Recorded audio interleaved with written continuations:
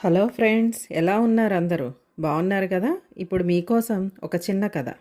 ఇద్దరు స్నేహితులు సెలవు రోజున ఊరు వెలుపలికి షికారుకి వెళ్ళారు.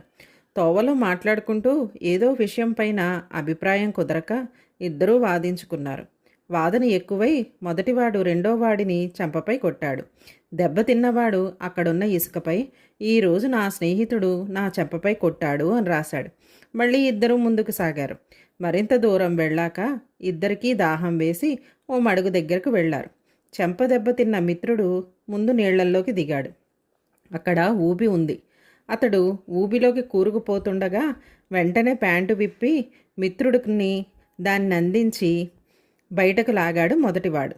బయటపడ్డాక రెండోవాడు ఆ బండరాయిపై ఈరోజు నా మిత్రుడు నన్ను ప్రమాదం నుంచి రక్షించాడు అని చెక్కాడు. మొదటి విషయాన్ని ఇసుకపైన, రెండో దాన్ని రాయిపైన ఎందుకు రాసావని మిత్రుడు అడగ్గా, ఇసుక మీద ఏదైనా రాస్తే గాలి వీచి కాసేపటికి అది చెరిగిపోతుంది. స్నేహితుల పొరపాట్లను కూడా మనసులో నిలుపుకోకూడదు, కనుకనే అలా రాశాను. అదే సహాయం చేసినప్పుడు శాశ్వతంగా గుర్తుంచుకోవాలి. అందుకే రాయిపై రాశాను అని చెప్పాడు. స్నేహితులే కాదు, ఎవ్వరు తప్పు చేసినా కూడా క్షమించి మర్చిపోవాలి. కానీ చేసిన సహాయాన్ని మాత్రం కలకాలం గుర్తుంచుకోవాలి. మరి ఈ విషయాన్ని మీరు కూడా గుర్తుంచుకుంటారు కదా? Please like, share and subscribe my channel.